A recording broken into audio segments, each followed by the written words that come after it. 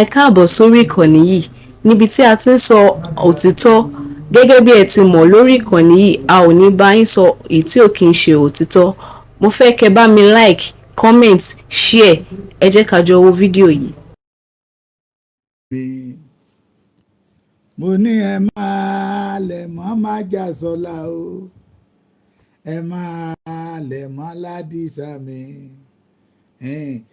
Kí láládìsá ṣe tẹ́nìkan ò ṣe rí, kí ni májàsọ́lá ṣe tẹ́nìkan ò ṣe rí, ẹ máa lẹ̀ má ládìsá mi.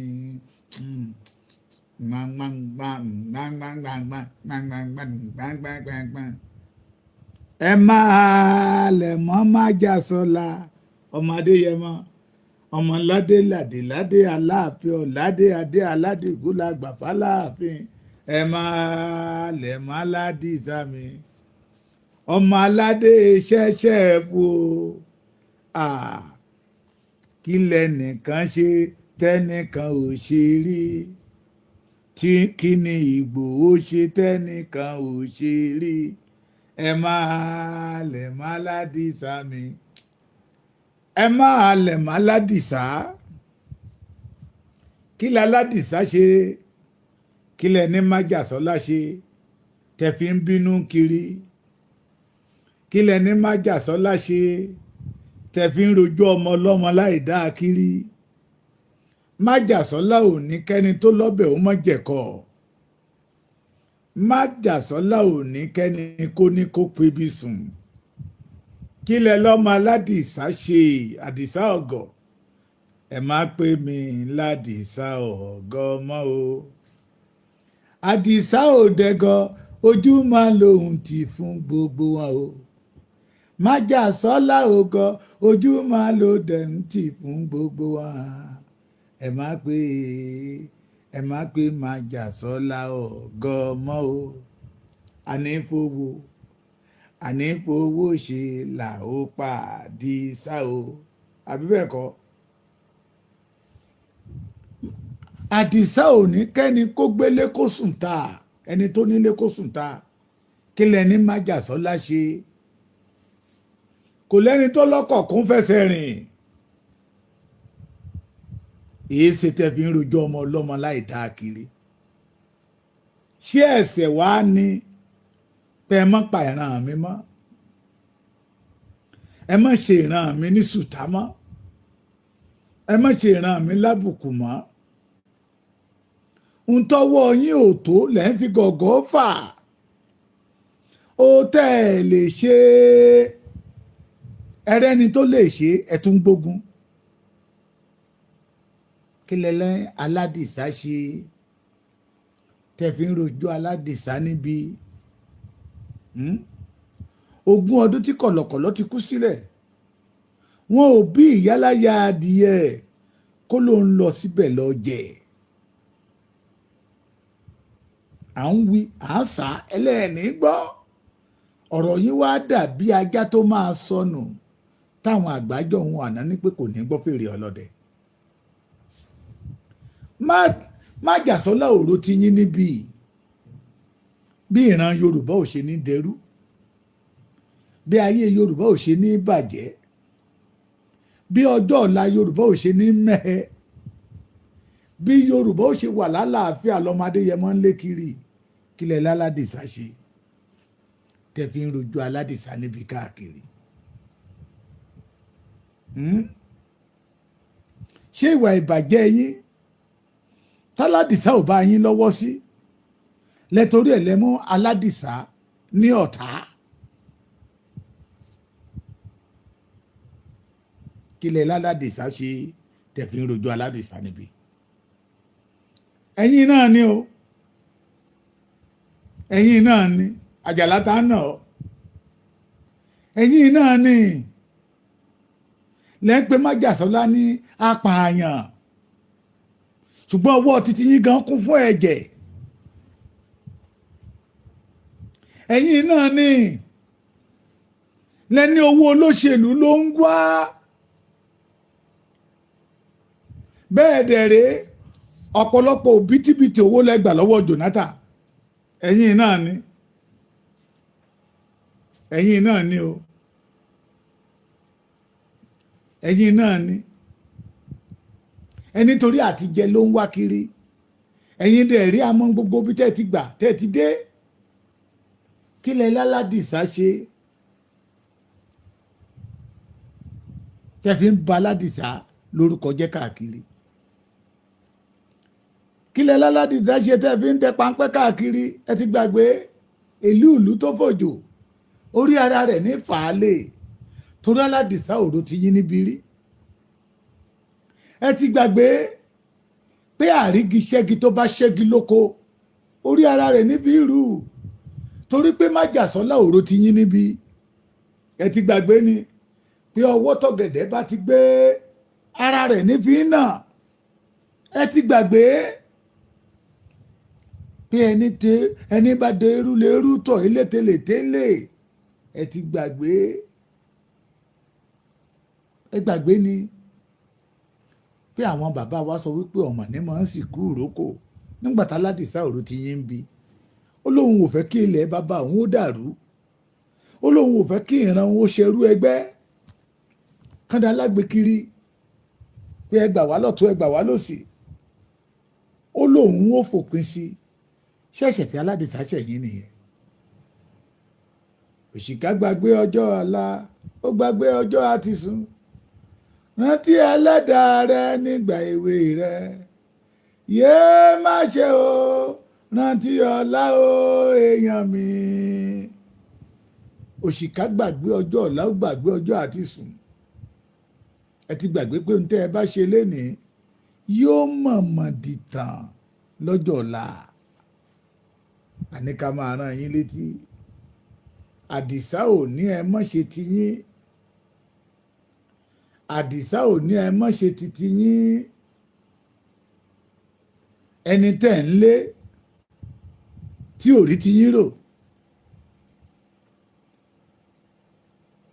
ẹ lé aládìsá títí lékelèké aládìsá ẹgbẹ́ wọnú ẹfun kàkà kó bàjẹ́ ṣe ló túbọ̀ ń rẹwà sí ìyẹn ni pé ìbàjẹ́ yín ò lè dáṣẹ́ májàtọ́lá tọ́lọ́run ọba mi kò lè dá dúró ẹ̀yin ilẹ̀ sọ wípé wọ́n ń ṣe security bẹ́ẹ̀ ó lọ ń fly drone nínú igbó wọ́n ń ṣe security bẹ́ẹ̀ ó gbé kámẹ́rà lọ́nú igbó ẹ̀yin ò dẹ̀ já ogun rí ngbàtà ládìsá ò sí ń lé ipa wo lẹ kó ẹ̀yin ilẹ̀ sọ wípé ó wà lára àwọn tíìmù tí bàbá Tinubu fi ń pààyàn kiri abẹ́ẹ̀ ti gbàgbé ni tí ẹ bá gbàgbé àwa ò rán yín létí I have one voice here ẹ̀yin ọmọ Yorùbá mo fẹ́ kẹ́ ẹ fi sùúrù gbọ́ ẹ gbóhùn májàsọ́lá mo fẹ́ kẹ́ ẹ fi sùúrù gbọ́ he have nothing against anybody bẹ́ẹ̀ ṣe ń le òun ò lé yín this man focus ó tún lọ sí Ìlọrin ó ń lọ sí Kwara State ẹ tún lọ ń bẹ̀ èèyàn lọ́wọ́ ẹ̀ bẹ́ẹ̀ dẹ̀rẹ́ ẹ̀yin ò ní kankan ṣe àwọn ọmọ Ìlọrin wọ́n dá yín mọ̀ pé ìgbà tẹ́ wá sọ́dọ̀ wọn ogun lẹ wá gbé tì wọ́n àwọn ọmọ Kwara State the Igbominans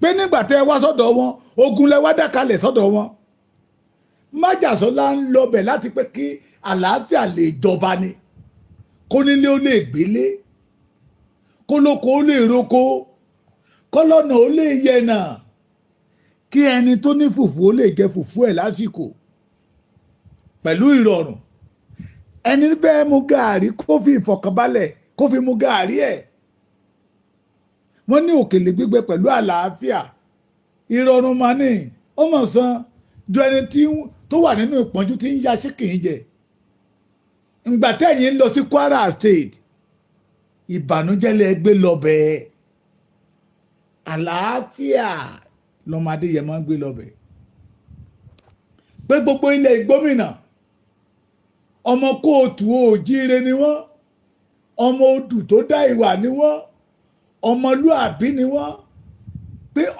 ajẹ́ pípé òun jẹ́ ọmọ àlè tí irú nǹkan bẹ́ẹ̀ bá ń ṣẹlẹ̀ tóun ò bá lè lọ́bẹ̀ Ìgbòho lọ sí Kwara State pé lóun fẹ́ lọ da Kwara State rú.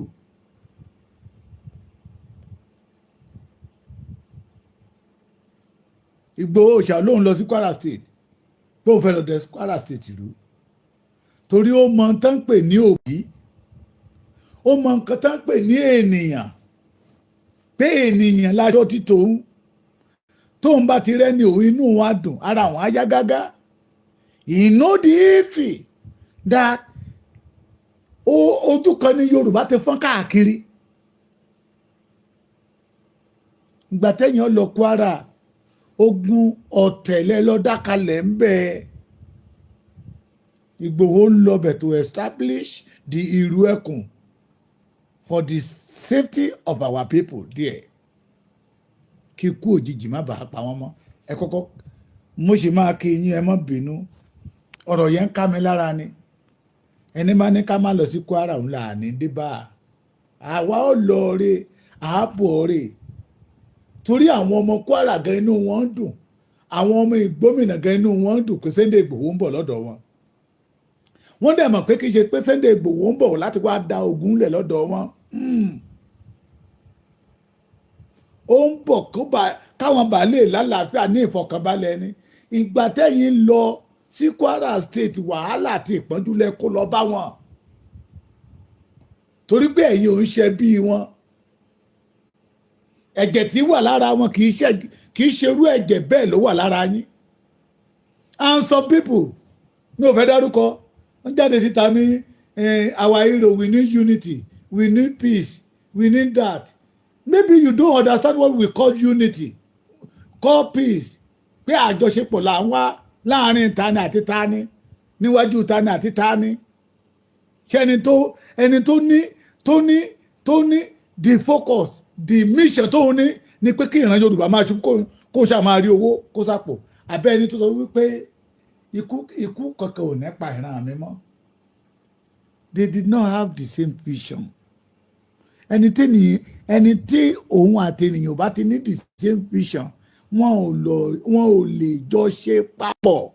Yorùbá ẹ má jẹ́ ká máa tanra wa.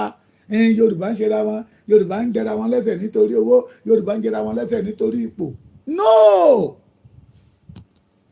This case is different. Ẹnìkan ló ń fẹ́ gbà wá, òun ò ní di owó. Ṣùgbọ́n ẹnìkan ní ẹlọ́mú 20 billion wá tẹ́ bá mọ̀ pé mo fẹ́ ṣe. Táwọn ènìyàn dẹ̀ mọ̀ pé he did not have a good record. Kò jagun rí. Àwọn tó bá rìn gan ní pé kò lè yìnbọn. Okó ìbọn kò mọ tán pè ní okó ìbọn. Ẹ wá ní kẹjọ wá ṣàṣepọ̀. Àwọn blogger kan. I'm not a blogger. Ó lè máa rí mi kán ní nǹkan kan ṣẹlẹ̀. Kí everybody máa gbé kẹ́níkẹ́ni náà wá gbé. But anything that concerns the freedom of the Yoruba race, anything that concerns the Sunday Igboho, you will see me there. Torí ó dúró, ó dẹ̀ sì dúró pé ojú ò gbẹ́dọ̀ tí Yorùbá. I'm not a blogger. Ẹ jẹ́ kí Gani ó máa ṣe títí ẹ̀ lọ́tọ̀. Kí Sunday Igboho máa ṣe títí ẹ̀. They did not have the same vision. Kì í ṣe tìjà. Majority ẹ̀yin tẹ́ ń sọ̀rọ̀ yìí, ṣé wọ́n lè pè yín ní apààyàn? Ẹni tẹ́ ti nawọ́ ìfẹ́ sí ní gbogbo ọ̀nà, tẹ́ ti nawọ́ ìfẹ́ sí. Kó ní bàbá ó wà lára àwọn 10 million man, 10 million gang tí Tinubu lò láti pààyàn, pé Sunday Igboho wà lára wọn. Pé Sunday Igboho gan wà lára àwọn tó pa bàbá Bọ́lá Ìgè. Tó tún fẹ́ rí sí pé aago kan ààbọ̀ ní Sunday Igboho dẹ́kọ̀ ní hòtẹ́ẹ̀lì Táyọ̀ Àyìndé tó lọ gba 50 million. And different thing. Èyí tó sọ nígbà tágbàlá Gabriel lọ kí n kọ́. They did not have the same vision. So majority of you did not know it. Ó kó àwọn ọmọ ẹ̀ síta. Ìjọba ló ń lò wọ́n, ìjọba ló ń lò wọ́n. I'm not a blogger. Àwa ń tẹ̀lé Sunday Igboho torí ó rántí ọjọ́ ọ̀la Yorùbá, pé ọjọ́ ọ̀la Yorùbá ò gbọdọ̀ mẹ́hẹ̀. Mo fẹ́ kẹ́ ẹ gbọ́ fọ́ọ̀sì Sunday Igboho yìí náà. tẹ́ ẹ bá gbọ́ dáadáa ẹ jẹ́ kí n gbọ́ nínú comment section màá wá tún sọ lọ́rọ̀ kẹ́ ẹ lè mọ̀ pé ó yàtọ̀ síra wọn ó yàtọ̀. tí mo lè ń ké fún gbogbo yín pé ẹ dìde Buhari ti fàyè jẹ́ o ẹnì kankan sọ̀rọ̀ ńgbà yẹn náà lákàá ìwádìí ò pé wọ́n ní Buhari ìyọ̀gà yìí dé yẹn ní Buhari lọ gbogbo Nàìjíríà tilẹ̀ Yorùbá ti yíwọ́ kó fi yáwó ní ké wọ́n lọ́ọ́ ní bí Buhari yìí ó ti mú tọ́lọ̀ báyìí ẹ wá dé nísì ẹ wá dé tèmi ní mọ́ ẹ nílàákàyè ẹ tó bá ní n bò nílàákàyè. Buhari lu ọdún mẹ́jọ èmi nìkan ni mo jáde lẹ́yìn Yorùbá fún gbogbo ọkùnrin burúkú Buhari yẹn di bí ni òyìn sí Yorùbá kankan tó sọ̀rọ̀ o sí ẹni kankan tó sọ̀rọ̀ mi kankan o sá tó ṣe protest. ọ̀pẹ lè fura wọn kankan fọ rárá. ẹni ní bò ọ sọ̀rọ̀ báyìí ẹni kankan ṣe protest. Buhari lu ọdún mẹ́jọ kò fà sàdánù lọ́jọ́ fún Yorùbá. ìtúlẹ̀ yóò gbogbo Yorùbá pátápátá káàmà ó gbé padà. ẹ kọ́ ọkọ̀ Fúlàní wọn dá mọ́.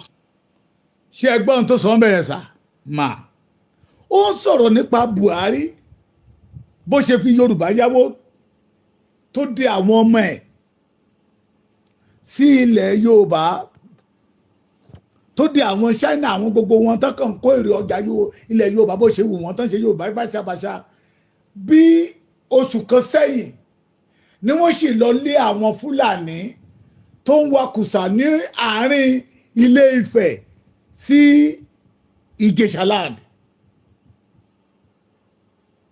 both left and right tẹ́ bá dé pé irọ́ ni mo pa ẹ lọ́bẹ̀ lọ́la ká ẹ lọ wò.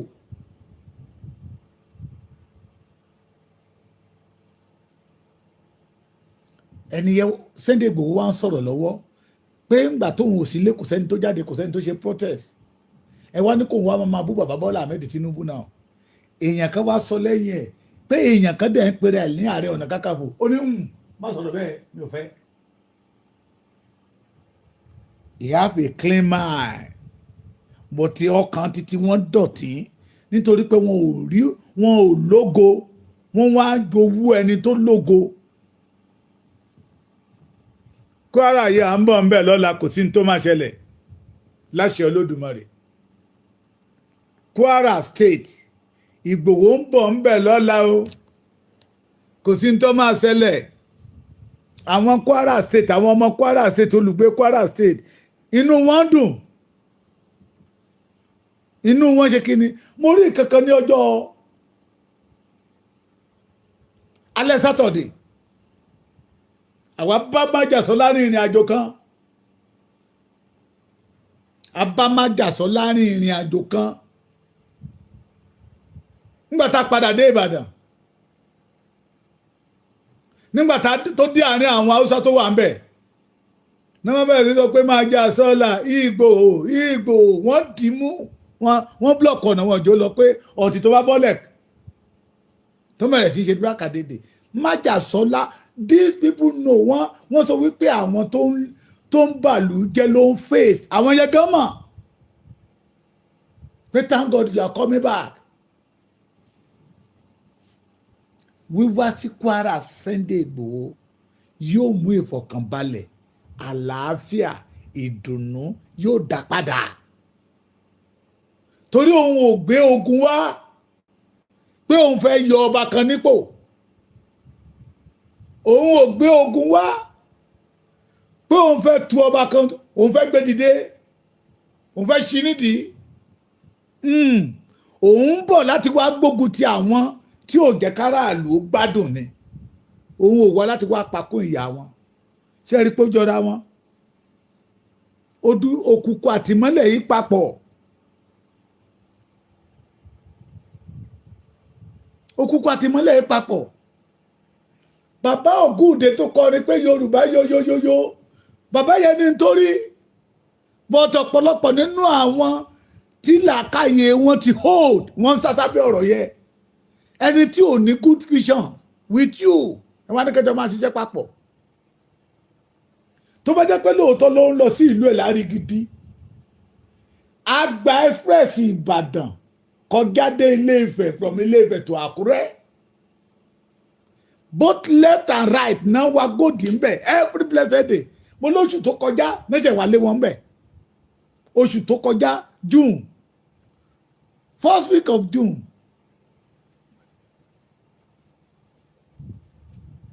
náṣẹ wà lé wọn bẹ̀.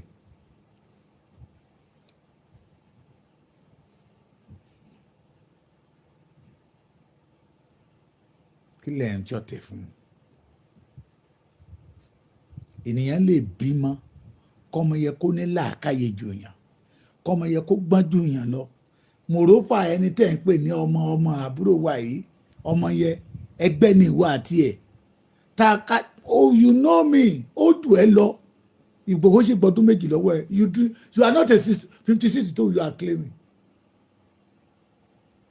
Wàá wà gbádá gẹrẹyẹ. Wọ́n sọ̀rọ̀ ẹ̀dá arúgbó ọ̀sán gangan wà á fẹ́ máa balẹ̀ Yorùbá jẹ́. Enough is enough. Yorùbá ẹja jì. Àwọn bàbá wa máa ń kòwe kan. Wọ́n ní ìbànújẹ́ lánàá fún màjèsín tó tojú òbí ẹ̀rọ ọ̀run. Àwọn wọ̀nyí owó náà fi ní Yorùbá make. They have nothing to offer us. Ẹ má gbẹ́kẹ̀lé Sunday Igboho yẹ o, owó olóṣèlú ló ń wá o, ẹ má gbẹ́kẹ̀lé Sunday. Ọ̀pọ̀ ìbàjẹ́ Sunday Igboho tó ń ṣe káàkiri. Ó lè yàn kọ́tọ́ lẹ́yìn ẹ̀ pé àwọn kádà ìkúra wọn lánàá kàkà fòtó ní wọ́n sọ̀rọ̀ bẹ́ẹ̀ mi ò fẹ́ bẹ́ẹ̀. Because òun ò rí titi yín rò.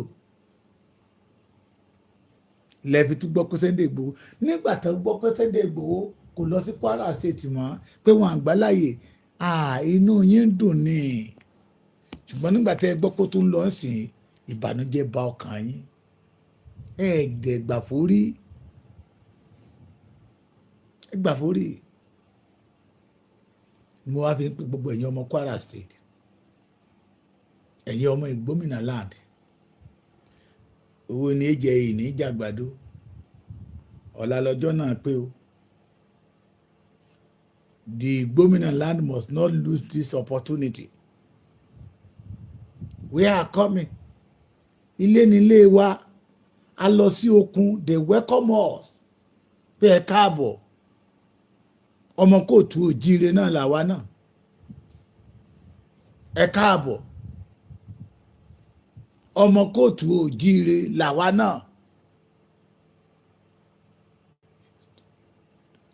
I used to know that Gani was born in 1974. We are parọ́. Ẹ̀yin náà mọ̀dílé.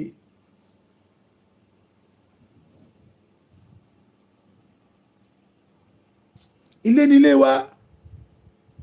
Ẹ̀yin ò mọ àrán. Àjàṣẹ́ ẹ̀pọ̀. Gbogbo Ìgbómìnà lápapọ̀. Ẹ̀yin ìfẹ́lódùn. Baba ńlá òkè ọdẹ. All the ìfẹ́lódùn. Ìsánlú. Ṣé mo ṣì ń gbà á?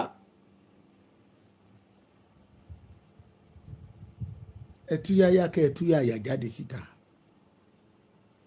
Ká wá fi ìrù ẹkùn lọ́lẹ̀ lọ́dọ̀ yín. Kí àlàáfíà bá lè dé. Ohun tó fi ń rí yín pa ni pé wọ́n wá fi àwọn tí ń pa yín náà wá fi ń ṣe security lórí lórí. If you remember, mo ti ń pariwo yẹ tipẹ́ pé the only thing that can save the Yoruba race ni wípé allow Yoruba to secure the Yoruba land. Allow the authentic original Yoruba man to be a security to the Yoruba land. Orí ọ̀fẹ́ lẹ́yìn ọmọ Ìgbómìnà ti ní ìyọ̀. Ẹ má jẹ́ kẹ́nikẹ́ni ó dẹ́rù bà yín o. Májàsọ́lá ń bọ̀. Májàsọ́lá ń bọ̀. Olórí ogun kò gbẹ́dọ̀ kẹ́yìn ogun. Májàsọ́lá ń bọ̀.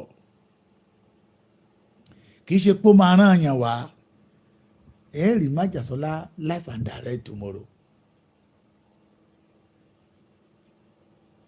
Láti fi ìfilọ́lẹ̀ ìrù ẹkùn security network.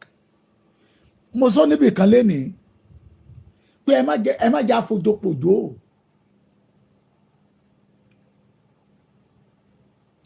Ìrù ẹkùn is not ẹgbẹ́. Ṣé gbọ́ mi? Security network. Security ó yàtọ̀ sí ẹgbẹ́ tẹ́nìyàn bíi méjì mẹ́ta dákalẹ̀. Kì í ṣẹgbẹ́. Security network organization. Security ó yàtọ̀ sí ẹgbẹ́.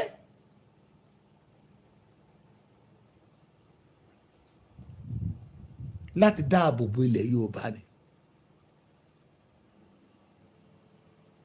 láti secure ilẹ̀ Yorùbá ni in the hand of evil people.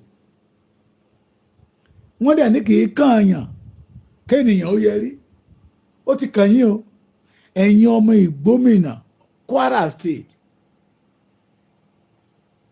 Kógun ajínigbé ajínipa kó bá lè dópin ní Kwara State. Àwa ò sọ pé Sunday Igboho máa ṣe o, ṣùgbọ́n ẹni tó ránṣẹ́ ló ń ṣe lẹ́yìn ẹ̀. A ní adùn ṣe bí n tọ́lọ́run ọba mi lọ́wọ́ sí. Òun làwọn tó ń jowú tán lára tí wọ́n fi ń kàgbákò, tí wọ́n fi ń bá ìbànújẹ́ pàdé lójoojúmọ́. Ọ̀la ni o ní májàsọ́lá ó yọ gúdẹ́ sí Kwara State pẹ̀lú ìdùnnú àtayọ̀. Májàsọ́lá ò bẹ́nikẹ́ni jà, kò bẹ́nikẹ́ni bínú. Owó baba dámì ò bẹ́nikẹ́ni jà, kò bẹ́nikẹ́ni bínú. Ẹ ṣáàjájọ pàdé lọ́la. Gbogbo ìlú tó ti sọdá wóró yẹ, a fẹ́ dá àwọn èèyàn wa padà pé ilé baba ọmọ kì í bọmọ lẹ́rù, ẹ padà sílé yín. Májàsọ́lá ń bọ̀ pẹ̀lú ọ̀pọ̀lọpọ̀ àlàáfíà tọ́lọ́run ọba mi kó lé lọ́wọ́. Ọ̀rọ̀ ìdùnnú, ọ̀rọ̀ ìfọkànbalẹ̀ pé we can do it.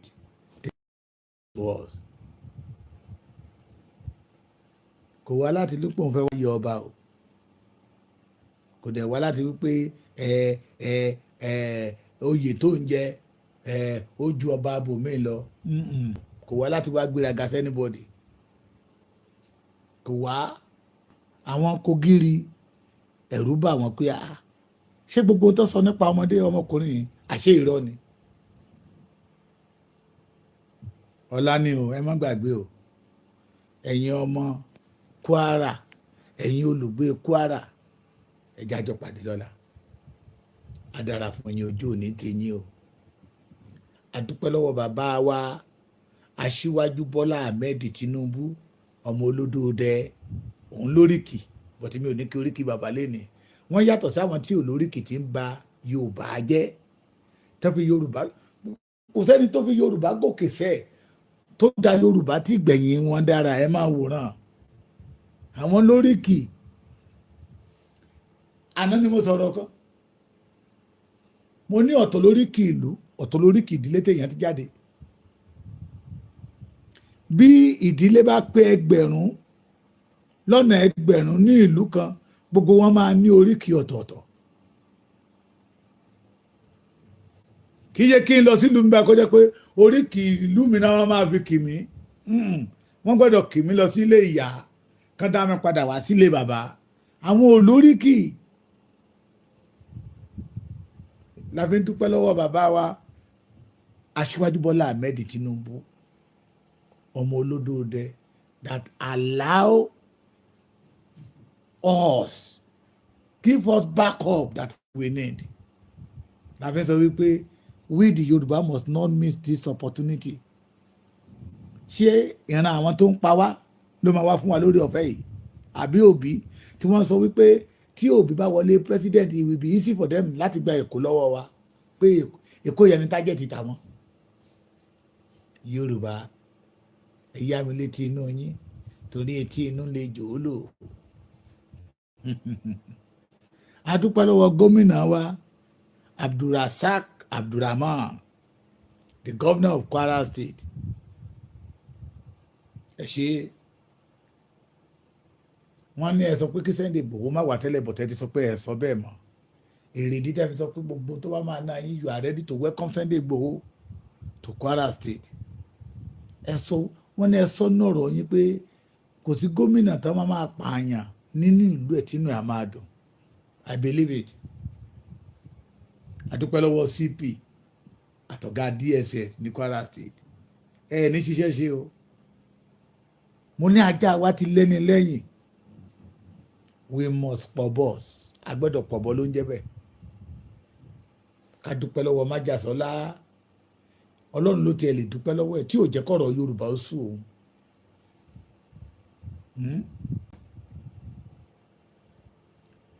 ẹ sanwó Amẹ́ríkà mo sì ń wo mọ́tò gan tí máa fi lọ sí Kwara lọ́la ẹ wá ní kí n sọ American English. Yeah man, do you wanna give me money to go Kwara tomorrow? Now fuck me up. Hey. Mo ní mo ti lójú àlá màá dẹ̀ lọ lójú ayé. Mo ní ká dúpẹ́ lọ́wọ́ májàsọ́lá tí ọ̀rọ̀ Yorùbá ò sùn. The shame ó ní bàbá Èkìtì nígbà tẹ́sẹ̀ mi wú ó ní bí àgbàyẹ làwọn ẹni ibi kan rí pé ẹsẹ̀ ti wú kíní kẹlẹ́ kan ó ní áńkọ̀bù tó gbélé òun lọ́wọ́ tó gbé sí òun lọ́wọ́ lẹ́sẹ̀ ni bàbá wa kan sọ pé ó ní art criminal náà máa ṣèèní lọ́wọ́ tá ṣèèní lẹ́sẹ̀ tá tí ṣèèní ìyá àtẹsẹ̀ máa papọ̀ mọ́ra wọn. Ìgbòho BID because of Yorùbá race wèrè ká wá jáde síta ṣe èkó bí ikọ̀ dídẹ á máa tutukutu káàkiri. Ẹ̀yin náà ti rí Kwara people àníká dúpẹ́ lọ́wọ́ Sunday Igboho kẹ́yìn náà bá lè jèrè content tí Igboho ń ṣe abẹ́ ẹ̀fẹ́ nípa àti ìpín nínú entertain tí Sunday Igboho wọn entertain àti fíìmù tó ń ṣe àti sinimá ẹ̀.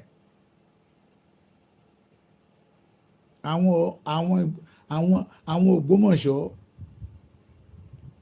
àwọn rí fíìmù yẹ̀ wò dáadáa inú wọn dẹ̀ ń dùn ó já sáyọ̀ tìyín náà máa já sáyọ̀. Let us join together to support Sunday Ọmọdéyẹmọ Igboho Òòṣà, to support ìlú ẹkùn security network ẹgbẹ́ tọ́lọ́run ọba mi organization tọ́lọ́run ọba mi gbé kalẹ̀ now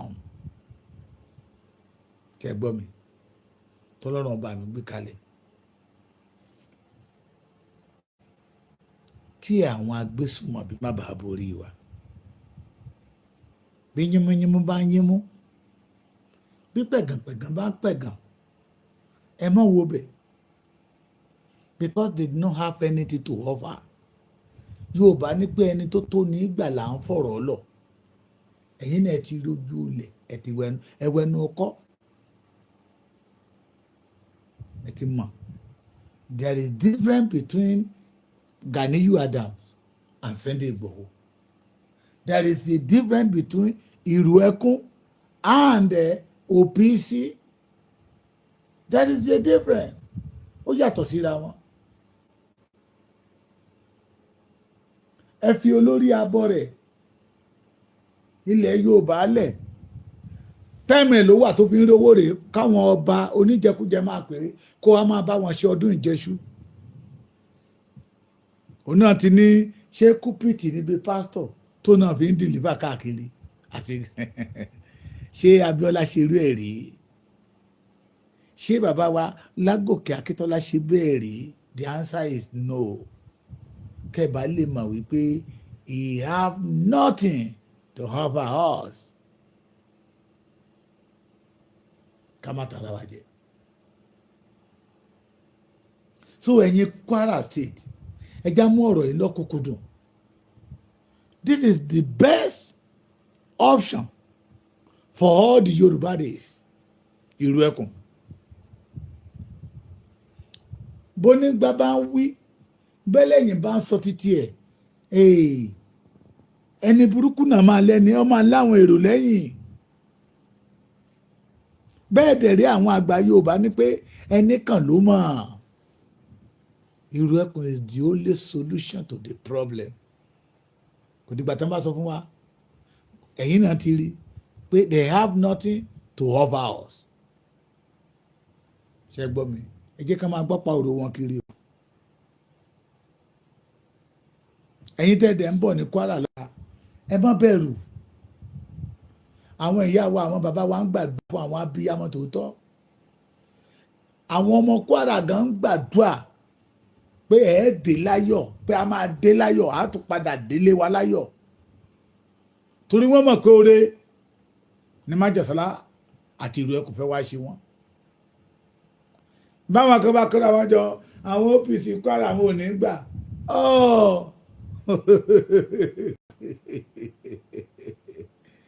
oh my God ẹ̀yin ẹ máa wòran.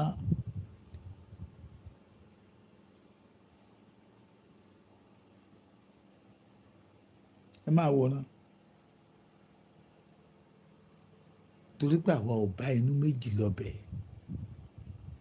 ọ̀nà tí kò fi ní pọmọ Yorùbá làwọn ń ṣán káàkiri. So bí èèyàn kan bá jáde lọ́la tó bá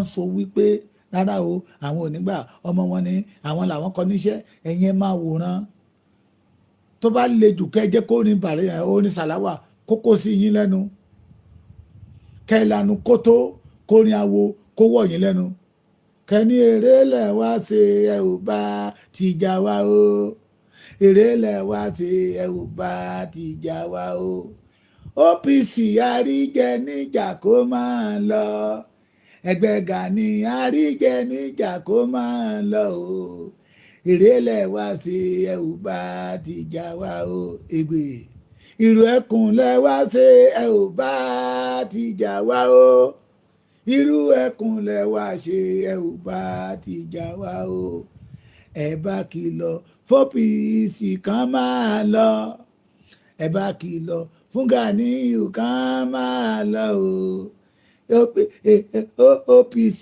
kan máa lọ irú ẹkùn lẹ̀ wá ṣe ẹ ò bá tìjà wá o. We will not face them à ń ṣe ìkan.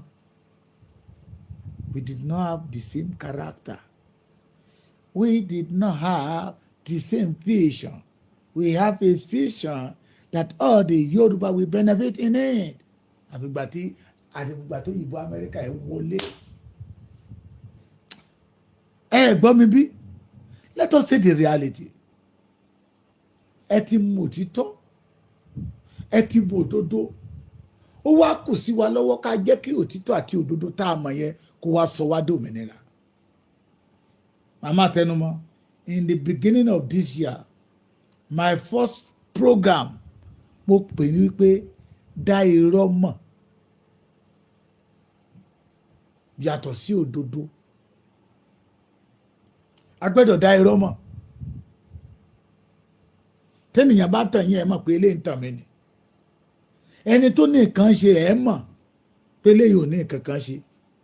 Ẹni tó dẹ̀ ní ìlara tó jẹ́ pé owó ló wálé ayé ẹ̀ wá jẹ ẹ mọ̀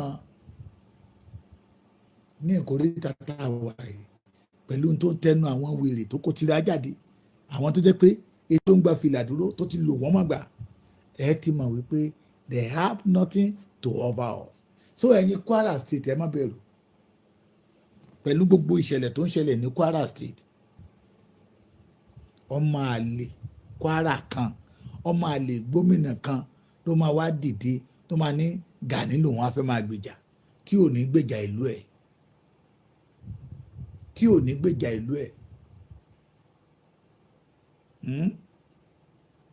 pé orúkọ tán fi ẹ̀jẹ̀ Yorùbá tán fi ẹ̀jẹ̀ àwọn ọmọ Yorùbá build the cause riot in Yorùbá land ló fẹ́ máa gbèjà tó gbàgbé ilé tó gbàgbé odidi family kan tó pa èèyàn méje at a time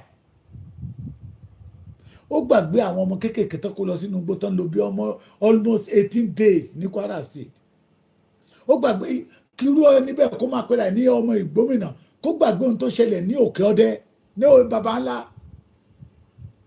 tó didi ìlú tó tóbi tó di ahoro láàrin 8 hours kírú ọmọ Ìgbómìnà kan wá jáde síta kó wá ní orúkọ Ganiyu Adamu ló fẹ́ máa protect tí ò rí titi yín rò ọmọ àlè ló ń tọ̀hún o irú ẹni bá ṣe ọmọ àlè ni o ẹ má wùwà bí ọmọ àlè o má jàsọ́lá ń bọ̀ ní ilẹ̀ Ìgbómìnà ẹ kú ìgbáradì ojú ò ní tì yín ara ò ní ní yín o ẹ̀yin ọmọ Ìgbómìnà ẹ̀yin tí bàbá Èkìtì ẹ bá ń wówó mọ́tò mò ń lọ Kwara lọ́la àdàrà fún yín ojú ò ní tì yín remain blessed ìrù ẹkùn máa di lílọ́mọ́lẹ̀ ó máa fìdí múlẹ̀ ní Kwara State kẹ́kẹ́ kan ò ní gbé láṣẹ Olódùmarè tí Olúwa nílẹ̀ àti ẹ̀kún rẹ̀ àti àwa tá a mọ̀ tán rẹ̀ ìwọ̀n láti Olúwa nílẹ̀ bàbá wa ń dé àwa lá nílẹ̀ àjòjì kan kò lè máa dún mọ̀húrú mọ́ wa lórí ilẹ̀ wa mọ́ ó dàárọ̀ remain blessed I still remember Baba Èkìtì, the baálẹ̀ gbogbo Èkìtì, one of the Sunday Igboho. Ojú òní ti yín o, àgbàrá kì í fòkòtò, ire ayé yín ò ní fọyín ru.